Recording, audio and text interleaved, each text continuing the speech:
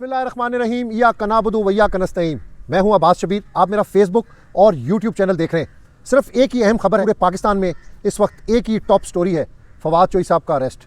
आज अदालत में मौजूद थे। आज अदालत में क्या क्या हुआ, किस तरीके से हम अदालत में पहुंचे और अदालत के बाहर अवाम का कितना जम्मे गफ़ीर था और अवाम क्या रिस्पॉन्ड कर रही थी।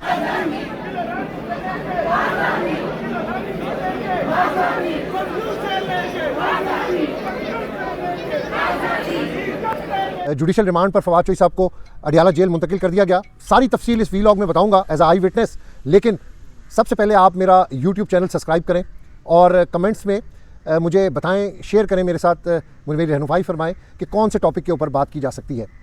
बहुत अहम खबर है, सबसे बड़ी खबर है, पाकिस्तान की टॉप स्टोरी है फवाद चोई साहब की गिरफ़्तारी। फवाद चोई साहब के बारे में थोड़ा सा बताऊंगा कि बतौर इंसान एक अच्छे इंसान है, बतौर सियासतदान एक बड़े सियासतदान है, पढ़े लिखे सियासतदान है, कानूनदान है, पढ़ी लिखी बात करते हैं और जो बात करते हैं फैक्ट्स एंड फिगर्स पर करते हैं। पूरा बैकग्राउंड समझकर उस बात को आगे बढ़ाने की कोशिश करते हैं और बढ़ाते हैं। तो एक वेल नोन पर्सनैलिटी है पूरे पाकिस्तान की, पूरी दुनिया के अंदर लोग जानते हैं उनको। स्पोक्समैन रहे हैं मुख्तलिफ सियासी जमातों के भी, और आप इमरान खान के बड़े करीबी साथी हैं और इमरान खान का साथ देने की सज़ा फवाद चोई साहब को दी जा रही है। आज फवाद चोई साहब ने ये अदालत में कहा है, उन्होंने कहा है कि इमरान खान के साथ खड़ा रहूँगा, ये जो मर्ज़ी कर लें, ये इमरान खान नाकाबिल शिकस्त है। गिरफ्तारियों से हम नहीं डरते। इससे पहले जो गिरफ्तारियाँ हुई उसका और तरीक़ेकार था, उस पर और मुकदमात बनाए गए थे, लेकिन फवाद चोई साहब का मुकदमा बहुत ही कमज़ोर मुकदमा था। आज अदालत में सुबह 7:30 बजे जब हम पहुंचे और अचानक पता चला कि फवाद चोई साहब को पेश कर दिया गया है, पहले ही अदालत में ले जाकर बिठा दिया गया है। मेरे साथ रिजवान गिलज़ई साहब मौजूद थे, ज़ुबैर खान साहब मौजूद थे। हम अदालत की तरफ गए, बड़ी मुश्किल से साकिब बशीर साहब जो बड़े अच्छे कोर्ट रिपोर्टर हैं, एसोसिएशन के प्रेसिडेंट भी हैं, उनकी मदद से हम कमरा अदालत तक पहुंचे।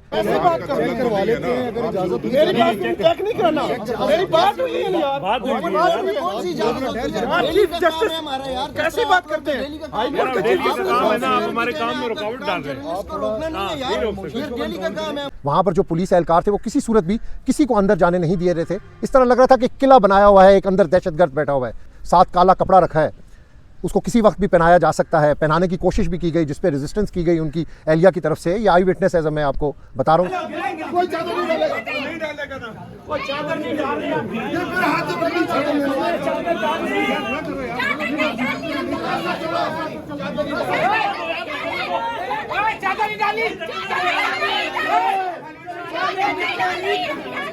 तो आज हम जब कमरा अदालत में गए तो फवाद चोई साहब, उनके भाई फराज चोई साहब वहाँ पर मौजूद थे, फैसल चौधरी थे, उनकी बेटी थी, उनकी मिसेस थी, और भी तरीके इंसाफ के काफ़ी लोग अंदर आने की कोशिश कर रहे थे। जब बाबर अवान फवाद चोई साहब अदालत में मौजूद थे, लेकिन उसके बाद हमने देखा कि हमाद अज़हर साहब, जुल्फ़ी बुखारी, शीरी मज़ारी भी बड़ी कोशिश करके, वो वीडियोज़ भी मौजूद हैं कि किस तरीके से पुलिस ने उनको रोके रखा और उन्होंने इस चीज़ का इजहार किया कि हम कोई दहशतगर्द हैं, हमें अदालत नहीं जाने दिया जा रहा। तो तरीके इंसाफ का ये बड़ा आज मौक़िफ़ रहा कि फिर अदालती कार्रवाई में भी उनको रोकने की कोशिश की गई। लेकिन जब अदालत जज साहब आए और जब ये केस की समाअत शुरू हुई तो इलेक्शन कमीशन के वकील ने भी अपनी तरफ से कोई आर्गूमेंट्स दिए। उन्होंने पता नहीं क्या क्या इस केस को बनाने की कोशिश की, बगावत, दहशतगर्दी। लेकिन बाबर अवान साहब ने बड़े खूबसूरत दलाइल दिए। उन्होंने कहा इलेक्शन कमीशन हुकूमत नहीं है, एक इंतज़ामी इदारा है, उसका काम इलेक्शन करवाना है, पर्चे कटवाना नहीं है। पूरे दलाइल दिए।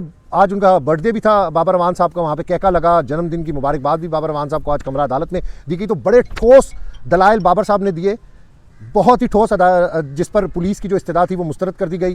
फवाद चोई साहब को जुडिशल रिमांड पर जेल भेज दिया गया। उनकी अहलिया भी वहाँ पर मौजूद थी, बिल्कुल उनके साथ खड़ी हुई थी। दलाइल सुनने के बाद फैसला महफूज किया गया मजिस्ट्रेट साहब की तरफ से, और उसके बाद कुछ ही देर बाद ये फैसला सुना दिया गया कि फवाद चोई साहब को जुडिशल पर जेल भेज दिया जाए। पुलिस की जो रिमांड की इस्तदा थी, जिसमें उन्होंने कहा कि जी उनके सर्च वारंट हैं, हमारे पास घर की तलाशी लेनी है, उनकी वॉइस मैच करनी है, पता नहीं क्या क्या क्या और तफसीलात उन्होंने अदालत के सामने रखी, लेकिन वो मुस्तरद कर दी गई और फवाद चौधरी को जुडिशल पर अडियाला जेल भेज दिया गया। लेकिन अब उनकी ज़मानत भी वहाँ पर खड़े थे, बाहर बहुत बड़ी तादाद के अंदर वकला मौजूद थे उस अदालत के बिल्कुल बाहर। अदालत कचाकच भरी हुई थी। वकला ये कह रहे थे कि बड़ा कमज़ोर केस है, इलेक्शन कमीशन का ये मुकदमा बनता ही नहीं है, सिर्फ़ और सिर्फ ये ज़ाती और सियासी इंतकाम का निशाना बनाया जा रहा है और फवाद चोई साहब पर यह मुकदमा दिया गया है। जब ये अदालत ख़त्म हुई तो फवाद चोई साहब को बड़े रश में, बड़ी सिक्योरिटी में अदालत से बाहर निकाला गया। उनकी मिसेज़ भी थी और जो कायदीन हैं तरीके इंसाफ के वो भी थे। वो फुटेजेस भी आप इस मेरे वीलॉग में देखेंगे कि किस तरीके से उनको ले जाया जा रहा है। तंग सा रास्ता है, छोटी सी सीढ़ियाँ हैं, कचाकच वो भरा हुआ है, नारे लग रहे हैं। अच्छा, अदालत में ना जब ये इस वक्त अदालती कार्रवाई हो रही थी तो एक चीज़ मैं इसमें ज़रूर आपको बताऊंगा कि पूरा टब्बर चोर है, चोर है, कि नारे बाहर कमरा अदालत के जो अहाता है बाहर, जहाँ पर बहुत बड़ी तादाद में तहरीक इंसाफ के लोग जमा थे, वो नारे लगा रहे थे और वो अदालत के अंदर भी उसकी गूंज सुनाई दे रही थी और जज साहब के कानों में भी उसकी आवाज़ आ रही थी और वो बड़े परेशान थे, हैरान थे कि ये नारे इतने ऊंचे लग रहे हैं कि इधर तक आवाज़ आ रही है कमरा अदालत में। ये उनके फेस एक्सप्रेशन थे जो वहाँ पर मैंने खड़े होकर फील किए।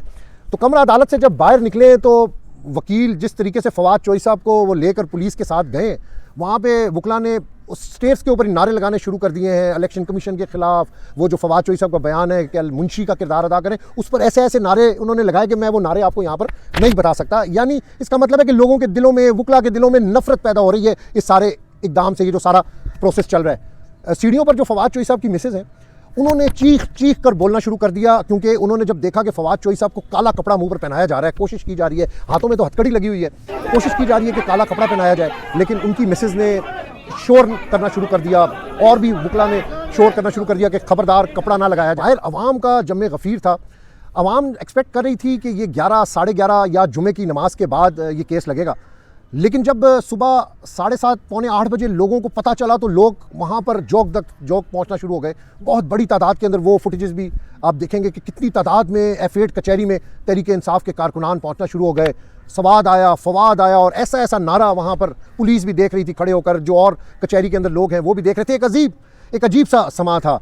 और फवाद चौधरी साहब को जब लेके निकल रहे थे तो मीडिया पर्सनल्स और पता नहीं कितने को 100-150 टेलीफोनों पर वीडियो सिर्फ बना रही थी। फवाद चौधरी साहब ने विक्ट्री का निशान बनाया, सारों को उन्होंने वेव किया और बड़े कॉन्फिडेंट अंदाज में, क्योंकि खुद कानूनदान है, वो बाबर अवान साहब को भी, वो जो दलाइल उस वक्त चल रहे थे तो साथ साथ बाबर अवान साहब को भी वो बता रहे थे, बात कर रहे थे।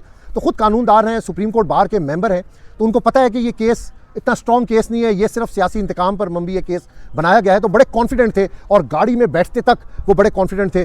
उनकी मिसेस भी बड़ी कॉन्फिडेंट थी, उनकी बेटी आज आई हुई थी लाहौर से, वो भी बड़ी कॉन्फिडेंट, और वो भी अदालत के अंदर खड़ी रही, सारा केस उसने आई विटनेस किया। फवाद चौधरी साहब की ज़मानत अब दायर कर दी गई है। आज फवाद चौधरी साहब को जिस तरीके से वेलकम किया गया तहरीक इंसाफ के कारकुनों की तरफ से, वो देखने के काबिल था।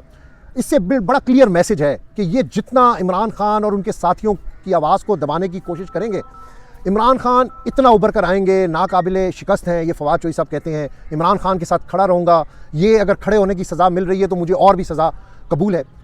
बड़ा दबंग अंदाज में आज उन्होंने ये सारे मामले को फेस किया। 2 दिन से वो रिमांड पर थे और अब इंतज़ार कर रहे हैं कि फवाद चौधरी की ज़मानत कब हो। अगले वीलॉग में अगर ज़मानत होगी तो तफसील से इस पर भी बात करेंगे कि किस तरीके से उनकी ज़मानत हुई और उन पर क्या बीती। डेफिनेटली उनसे मुलाकात भी करेंगे, उनसे पूछेंगे भी, और फिर जो उनसे पूछा होगा वो भी आप तक हम पहुँचाएंगे। लेकिन इसमें एक खबर और भी ऐड ऑन करनी है कि रात गए से शेख रशीद की गिरफ्तारी के इम्कानात बड़े वाजे थे। शेख साहब लाहौर में थे, इमरान खान से मिलकर वो सीधा लाल हवेली पहुँचे हैं और सारा दिन सुबह 7 बजे से अभी तक वो लाल हवेली में बैठे हैं अपने भतीजे और कारकुनों के हमरा। उनकी जो कोर कमेटी है, पार्लिमानी पार्टी है, उनके लोग भी सारे अवामी मुस्लिम लीग के वहाँ पर मौजूद हैं। और अभी तक जो वो कह रहे थे कि औकाफ ने रेंजर्स भी मांग ली है और लाल हवेली को सील करना चाहते हैं, तो अभी उसकी फ़िलहाल यही अपडेट है कि शेख रशीद भी गिरफ्तारी के लिए तैयार है। सुबह से कह रहे हैं, कल भी कह रहे थे कि गिरफ्तार करना है तो ये गिरफ्तार कर लें, लेकिन अभी तक पुलिस ताहाल उनको गिरफ्तार करने के लिए नहीं पहुंची। अगर इस पर भी कोई अपडेट होगी तो डेफिनेटली आपके साथ शेयर की जाएगी। अब तक के लिए इजाज़त दीजिएगा। अल्लाह हाफ़िज़।